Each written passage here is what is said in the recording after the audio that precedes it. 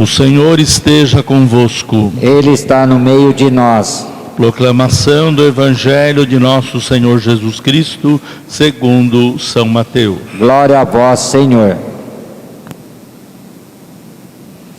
A origem de Jesus Cristo foi assim.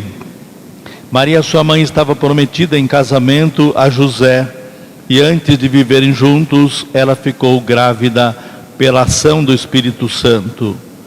José, seu marido, era justo e, não querendo denunciá-la, resolveu abandonar Maria em segredo. Enquanto José pensava nisso, eis que o anjo do Senhor apareceu-lhe em sonho e lhe disse: José, filho de Davi, não tenhas medo de receber Maria como tua esposa, porque ela concebeu pela ação do Espírito Santo. Ela dará à luz um filho e tu lhe darás o nome de Jesus, pois ele vai salvar o seu povo dos seus pecados. Tudo isso aconteceu para se cumprir o que o Senhor havia dito pelo profeta: eis que a virgem conceberá e dará à luz um filho. Ele será chamado pelo nome de Emanuel, que significa Deus está conosco. Quando acordou, José fez conforme o anjo do Senhor havia mandado e aceitou sua esposa. Palavra da salvação. Glória a vós, Senhor. Caríssimos irmãos e irmãs, como são tratados hoje, né, o esposo, a esposa, freio de mão, né, que está sempre freando, e os nomes aí, tá bom, que são assim um pouquinho, né, até para descontrair, mas esposo e esposa, o que quer dizer a palavra esposo? Então vou desposar, tirá-la de casa e trazer para estar à disposição. O esposo está à disposição da mulher, a mulher está à disposição do marido. Então os termos, né? Como compadre, comadre, né? Mãe comigo, pai comigo. Então são os termos que predominou lá no original da palavra, mas que tem um sentido mais profundo, além daquilo que nós podemos imaginar, o sentido amplo.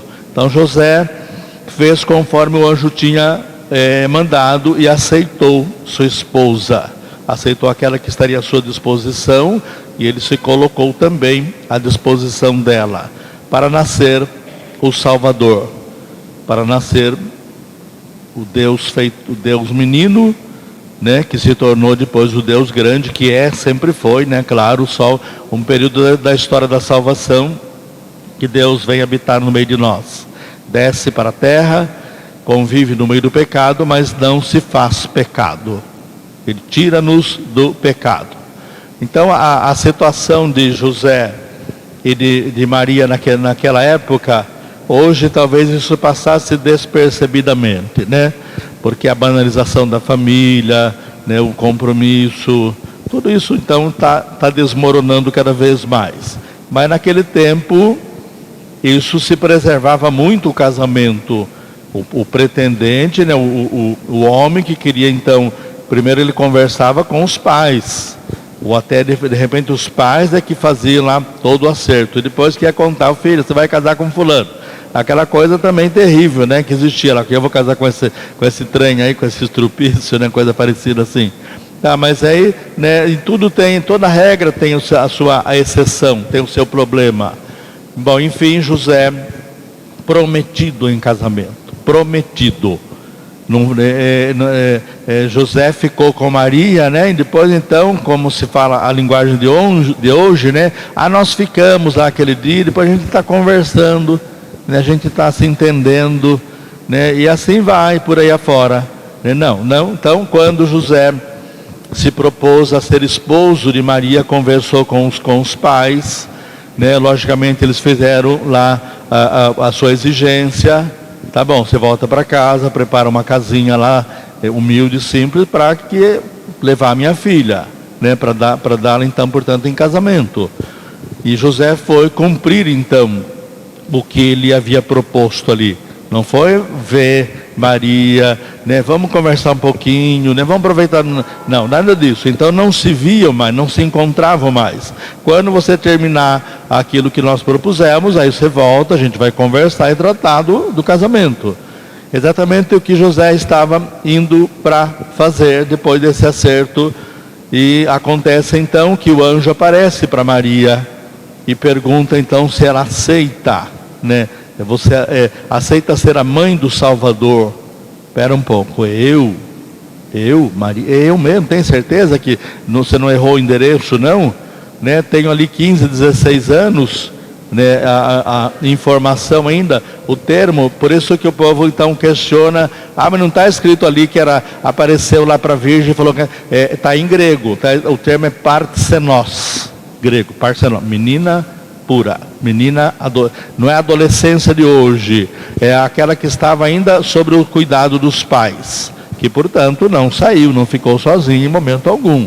Então, né, o termo é bem específico, se não entender o contexto daquela época, quando aconteceu, colocar no contexto de hoje vai dar outra interpretação aí, né? Não vou nem entrar muito no mérito da questão, senão a gente vai, né, até... portanto, para José, então, como Maria, como que você está grávida? Eu nem cheguei perto da sua casa, né? Como é que pode ter acontecido isso? Agora então, né, a situação da época. José, cafajeste, o homem lá, hein? Né, enganou o sogro lá, já aprontou. Quer dizer, todo, né, a difamação, a língua, né, as afiadas daquele tempo, comunidade pequena, todo mundo conhece todo mundo. E José falou, não, vou cair fora dessa, né? Como é, eu não tenho nada com isso. Como é que eu vou justificar isso? Como é que eu vou explicar isso, né? E perturbado, com o coração doendo lá, com toda aquela situação, o anjo consola José. Não, José, aceite. Ele vai ser o salvador do mundo, vai salvar o seu povo dos pecados. É o martírio de São José também. Não é uma vida simplesmente bonita, como a gente enfeita o Natal, o presépio, aquelas representações de Natal, né? É o martírio dele também, a entrega, o sofrimento de José. E ao mesmo tempo, o sofrimento de Maria também, né? Como explicar isso também? Qual era a situação da época? A mulher que assim se comportasse, né, seria considerada adúltera e teria o direito, a obrigação de ser apedrejada. A lei então tinha que ser rígida e cumprida. Para quê? Praça pública, para que as outras vejam e façam. Não siga o exemplo dela, não faça que acontece com você a mesma coisa. Bom, José então salvou a situação. Não, vamos lá, conversa com o pai, a gente acerta, deixa que fale o que quiser, né? Fale o que quiser o povo. Então José assume e cuida do menino Jesus. Agora depois então vem a igreja e diz assim, São José é o pai adotivo do menino Jesus. O que é isso, adotivo? É o pai do menino Jesus. Ele assumiu desde o momento da fecundação. Ele só não emprestou, não deu o material genético dele só. Né? O que é um ovo, óvulo, né?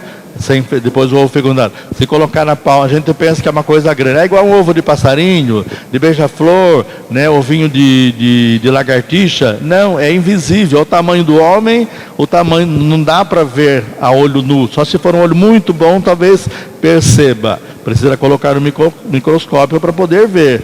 Então tá, ali começa, assim começou a vida. Silenciosa, no seio de Maria, tecia ali o corpo físico, né, material carnal de Deus, de Jesus, Deus encarnado no meio de nós. Então quando nós falamos do Natal, e a gente empobrece o Natal, quando fica com as preocupações do Natal. Nossa, esse Natal vai ser magro, né? A gente está apertado, a gente está sem dinheiro. Então nós tiramos o sinal, tiramos a manjedoura e falamos, Jesus, nasça em qualquer lugar, na pedra, onde quiser. O ato penitencial, prepare o seu coração para ser a manjedoura para acolher Jesus. Então, essa situação da Sagrada Família, né? Agora tá, por que então que a igreja colocou o título lá, que José é o pai adotivo? Por causa de confusões teológicas, né? Vamos dizer assim, por causa da concorrência. Não chamei ninguém de pai a não ser o pai do céu, tá bom. Só que quando se refere a Deus, é Kyrios, né? É um outro direcionamento, né? Devo ocupar das coisas do meu Pai. Jesus fala lá no encontro no templo. Devo ocupar-me das coisas de o Senhor, Kyrios, não o Pai da terra. Então isso não desmereceu a paternidade de José, que assumiu, mesmo que também fosse numa outra situação. Quantos pais adotam crianças grandes, né? Mães que adotam criança, cria e não tem esse negócio que esse é adotivo, aquele é outro, né? Para genética, sim, para o banco de sangue, né? Para a saúde precisa saber por causa não acontecer aí de alguma, né, medicamento, doação de sangue, coisa parecida aí, né? Só nesse sentido aí, mas não difere em nada o filho nascido, gerado no próprio ventre, ou aquele adotado vindo de fora. Então, assim, portanto, José e Maria não fez nenhuma distinção, nenhuma diferença nesse sentido. Então, as discussões teológicas, né, mais filosófica do que teológica, né, mais elucubrações humanas do que com fé, de discutir essas coisinhas. Não, mas se José não foi, não foi, né, parece cantar de sapo no brejo, né? Se foi. Então, né, empobrece muito o Natal. Tiramos a espiritualidade, a magnitude da noite do Natal. Ainda mais que as preocupações, não, tem que ter uma mesa preparada, tem que ter a ceia lá. A missa tem que ser cedo, porque depois não dá tempo. A última coisa é Jesus, a última coisa é missa. Tá bom, nós colocamos a missa esse ano 7h30 da noite, bem cedo, contra a minha vontade. Natal tem que ser a missa da noite. Você vai ver quanta gente vai passar aqui e vai falar, não, vamos lá em tal lugar, porque lá é mais cedo. Lá a missa é às 18 horas, lá a missa é às 4 horas da tarde, canta Noite Feliz, suando lá com o sol quente lá. Tá, mas aí tá, como que nós vamos contentar a humanidade, né? Se nem Jesus contentou. Então, por isso que o Natal... Aí depois vai dizer assim, não tem mais graça o Natal, porque o Natal se tornou a matéria, o mundo comercial, o Papai Noel, o barulho, a música, as luzes, o carro da Coca-Cola, o trenzinho, o não sei o que lá, o barulhão pela rua aí. Até quando o pessoal fala assim, pai, mas quem vai na missa do Natal? São os velhos, não, velho não, né? São as pessoas já mais de idade, né? E eles têm que voltar para casa, porque depois é a bagunça na rua. É nesse sentido que a gente se apoia, porque realmente, cadê a juventude, cadê as crianças? Tem a missa, né, das crianças, só para dizer que tem também, porque na verdade... Então, né, o Natal fica pobre. No final do Natal, é o estômago que tem que ir lá tomar bastante boldo do Chile, lá coisa parecida. A dívida que vai durar 2 anos, a promoção que chamou atenção... Ah, mas estava em promoção. Ah, mas você tem quantos pés? Se comprar um sapato, a gente paga, o outro paga metade e o terceiro vem de graça. Então compra. Vamos levar para casa lá, 3 pés de sabe, não sei como é que vai usar tudo isso, roupa e coisa parecida, e depois é para pagar em 24 vezes, né? Em 18 vezes, acaba o Natal, chega outro e está lembrando daquele Natal lá. Não do Jesus daquela noite de Natal, não aquela missa, aquela espiritualidade daquela noite de Natal, mas essa materialidade que se transformou o nascimento de Jesus. Então, né, voltando às leituras, né, que maravilha a primeira leitura, Isaías, 800 anos, ele fala, a Virgem dará a luz, a quem porás o nome de Emanuel. Né, o evangelho de hoje, né, então ele será chamado, darás o nome de Jesus, o anjo falou para José, e será chamado de Emanuel. Peraí, Jesus ou Emanuel? Né, Jesus é o nome, Emanuel é o efeito, a qualidade de ser Jesus, o Deus conosco, né, o Emanuel, o portador de Deus que vem até nós trazendo Deus vivo, Deus presente. Isso vai desaparecendo do sentido religioso, que nossos filhos não crescem mais num ambiente religioso.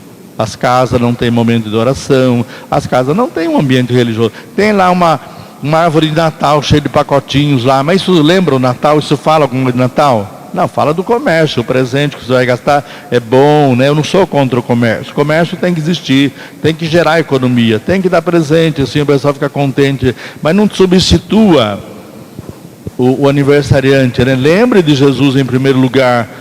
O seu momento de oração, o seu momento de fé, a missa principalmente, né? Nós temos um privilégio, quantas missas tem? Não dá para ir aqui, vai lá, Nossos pais lá andavam 8 quilômetros para ir na missa, iam lá e voltavam de noite, lá com a lanterninha lá beirando a linha lá do trem, ia lá. A gente reclama, é muito longe, né? Aqui é longe, ali é longe, tem muitas opções. Agora com a facilidade de entrar dentro de casa, a gente instala-se na poltrona lá sossegada e fica assistindo a missa, né? Porque não estou fazendo parte dela aqui, estou assistindo a missa. Tem o seu valor, claro, né? Você que está assistindo aí, né? Mas não abandone a prática da presença da missa, né? Presencial. Paulo vai dizer assim: eu sou apóstolo por vocação, vocare, chamar, Deus me chamou. Paulo deixa o império que ele teria se ele continuasse com o poder, status que ele tinha lá. Ele deixa tudo e vai tornar-se o grande anunciador dessas maravilhas, né, dessa maravilha de Jesus, do Natal. Tudo isso que nós estamos celebrando hoje. Então, Paulo, Deus chama, ele abandona tudo, a sua carreira, o seu tempo, aquele tempo não existia, né? Tempo de serviço, lá, aquela coisa toda lá. Ele lá, simplesmente dá baixa lá no trabalho dele, né? Soldado romano, e vai, de maneira simples, desprendida, pobre, ser anunciador de Jesus. Não quero que vocês paguem, né? Eu trabalho à noite fazendo algum bico aqui, que ele sabia fazer muitas coisas para suprir a minha necessidade. Não quero ser pesado às comunidades. E a gente fala assim: quanta gente enriquece em nome da fé, né? Quanta gente enriquece por causa da palavra de Deus. E a gente já corre logo e diz: ai, fulano, né? Aquele lá, aquele fundador daquela igreja. Não, a igreja católica também, padre, dinheiristas aí. É cheio disso também na igreja, né? Que querem construir monumentos que não cabe Jesus lá dentro. O templo era bonito, era suntuoso, né? Tudo era, o melhor era para o templo, porque ali era a casa de Deus. E Jesus falou assim: não é a casa do meu Pai. Portanto, isso vai cair tudo, não vai ficar pedra sobre pedra. Então não é lá que nós, não é esses ambientes, não é isso que Jesus precisa, não é isso que a igreja precisa. Vamos comprar lá um paramento, né, para a igreja, R$12.000. Estou sendo generoso, tem paramento que custa muito mais do que isso, né? Jesus entra ali dentro? Não. O carro tem que ser o melhor, sabe? Porque é para Jesus. E será que Jesus anda naquele carro ali? Né? A casa aí. Então, né, enchem de acesso, tudo em nome de Jesus. Né? Dá até uma coceira na língua de falar assim: o santuário de Aparecida não era bonito, não era gostoso ir lá, o projeto original, rústico e belo, né? Simples e belo. Então, muito simples, mas muito bonito. Aqueles tijolinhos à vista, né? Só para revestir o centro daquela cúpula lá gastaram 5 milhões. 1, 2, 3, 4, 5. Só para fazer aquela cúpula. Mas por que tão caro? Porque os azulejos têm detalhes em ouro. Tá. Depois a nave, as 4 naves. Agora revestindo por fora também. Uma fortuna que se gastou. Procure o preço que eles não contam quanto gastou ali, né? Uma fortuna, uma verdadeira fortuna para revestir aquele portal ali. Depois falei, acho que é só um, não, vai ser os 4. Mas por que tanto dinheiro, né? Tem pedra do Líbano, tem. Jesus vai ficar olhando e falar: aquela pedrinha é do Líbano, aquela outra, né? Umas coisas assim, em nome de Deus. Não tem Deus nisso daí, né? E o povo se sente na obrigação de pagar o seu carnezinho lá. Eu sempre falo: ninguém tem obrigação nenhuma de mandar dinheiro para fora. Mas lá é do fulano, e depois ele manda aquele cartão impresso com a assinatura dele, ele nem sabe que você existe. Tá bom, coloca lá, né? Tudo junto em oração, não deixa de ser. Mas essa obrigação, é um exemplo que eu vou dizer assim, bem pé no chão, né? Meu irmão, então, falou: olha, subiu para 500 e pouquinho o que eu pago aí, essa mensagem. Mas o que você paga com isso daí? Há 2 anos atrás, eu falei para você: para com isso, que não está certo. Mas eu estou ajudando a formar uma religiosa. Quantos anos faz isso agora, né? Parece que 11, 12 anos. deve estar formando uma Madre Teresa, uma Santa Teresinha, né? Uma doutora da igreja, porque então não condiz. R$550 é muito pesado para um aposentado, né? Então, mas não consegue cancelar. A gente liga lá, depois eles me dão um desconto, esse mês eu vou mandar um presente, esse mês não consegue, é que nem plano de Viva, é que nem plano de internet. Agora eu pergunto, onde que está Jesus nisso? Onde que está Deus nisso daí? Do lado ali tem igrejas caindo pedaço, tem comunidades pobres precisando, e injetando essas fortunas para dizer que Jesus vai ficar olhando essa beleza toda. Antes de criticar então esse que a gente fala, pastores e coisa parecida aí, olhar para dentro da nossa própria casa. Então, o Natal pobre de Jesus, São Jerônimo já dizia, né? O pessoal vai procurar a manjedoura mais cara que tem no comércio, com pedras preciosas, com detalhes de ouro. Existia isso na manjedoura de Jesus? Palhas fedorentas, claro, é onde os animais faziam as suas necessidades ali. Ali Deus escolheu para nascer. Não foi acima de um palácio, abaixo da terra, numa gruta, numa depressão. Lá Deus então encontrou a sua humildade, o seu despojamento. Onde encontro então fundamento para toda essa suntuosidade, né? Para todo esse luxo, para todo esse absurdo. Não se constrói mais uma igreja, um templo, né, confortável, não constrói cidades. E a custa de quem? Do povo que está mandando. Não precisa mandar dinheiro para nada. Para um canal de televisão? Sim, aí está, né, evangelizando, levando para casa. Mas do restante, isso não é Natal, isso não tem Deus nisso daí. E depois vem, o mundo vem desqualificar a igreja. E tem razão, porque quando pega nesse sentido aí, né, vai dizer, tem razão, isso aqui acontece, isso acontece aquilo. Quando em 1200 e pouco, né, São Francisco de Assis levou um dos membros seu lá, os franciscanos, né? Eles têm lá um encontro chamado lá Noite das Esteiras, ou coisa parecida assim. Cada um levava enroladinho embaixo do braço uma esteira, essa esteira feita de palha, né? Para deitar no chão ali. Então o encontro lá, o grande encontro em Roma. E aí foram ver então, alguns deles foram participar da missa do Papa daquela época lá. E o membro lá, né, o irmão franciscano, perguntou para São Francisco, mas onde que Jesus está? Como assim? Entrou lá, né, uma figura toda enfeitada, com coroa tríplice de ouro, uma cauda de não sei quantos metros lá, várias pessoas segurando aquele paramento lá, que depois não sei como é que ajeitou ali na frente. Jesus estava em cima daquele rabo, daquela cauda? Não, estava embaixo ali. Onde eu não vi Jesus ali, né? É bem essa a realidade. O povo vem para as nossas comunidades e fala, onde estava Jesus? Que eu não vi. O meu antigo pároco, né, Padre Hernani, lá Angelini, lá em Sorocaba, está bem velhinho já. Então ele dizia assim, eu fui celebrar num lugar que era tão organizado, era tão perfeito que não teve lugar para o Espírito Santo entrar. Ele não entrou, porque não cabia ele lá, né? Mais ou menos assim nós fazemos também com o nosso Natal, né? Onde está Jesus? Misturou em todas essas coisas, justificamos então o nosso luxo, a nossa prepotência. Vai comprar, ali tem um lugar assim que é tudo joias preciosas. Não, mas Nossa Senhora Aparecida, quanto custa daí? 4, 5 mil reais, né? Mas quer dizer, justifica então a sua querer ter um ouro pendurado, um colar, para justificar que não, é Nossa Senhora Aparecida, ali é o anjinho, ali é não sei quem, né? Então é uma inversão total dos valores. A igreja deve pedir assim que a gente desça, coloque os pés no chão, saia dessa preocupação, né? Ou dessa despreocupação que não temos mais com Deus, com a palavra, com a igreja.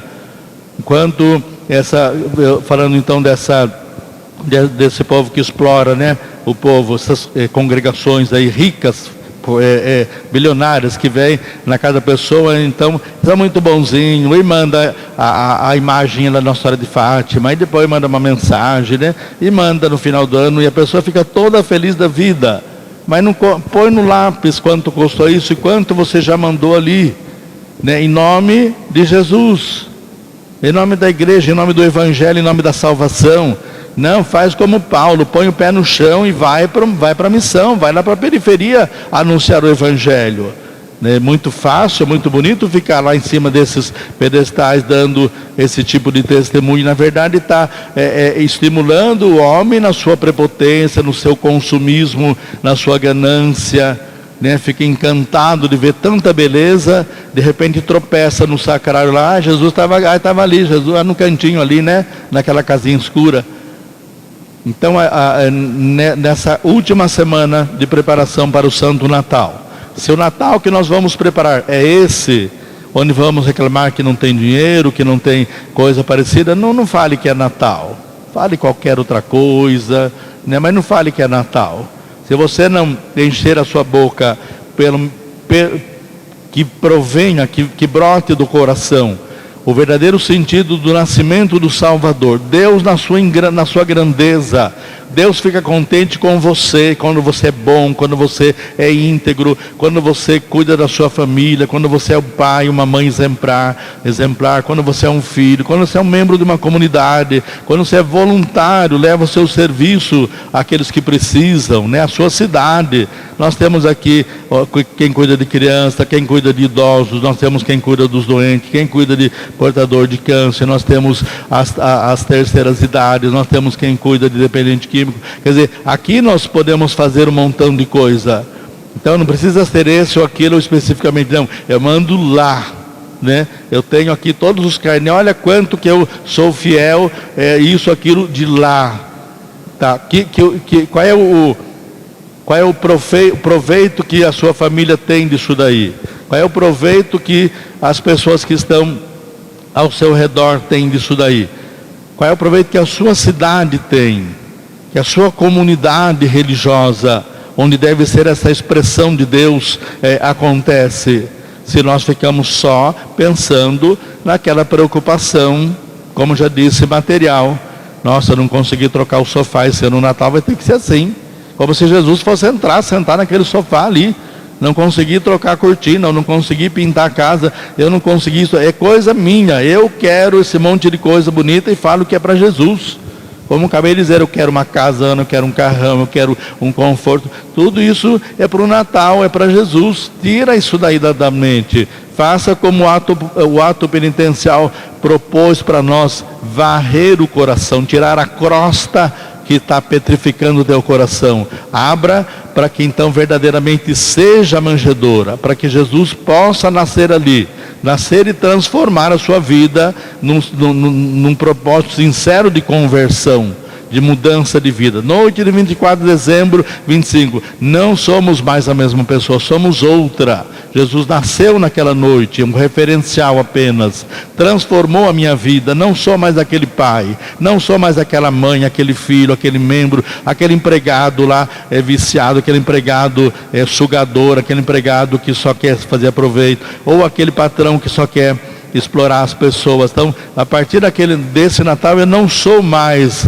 essa pessoa. O homem velho, Adão e Eva, jogamos no Rio Jordão, lá juntamente com João Batista, lá no batismo, ele mandou embora, e agora renascemos em pé, o Cristo que acaba de nascer. Aí vamos dizer, então, celebramos o verdadeiro Natal de Jesus. Louvado seja nosso Senhor Jesus Cristo. Seja louvado.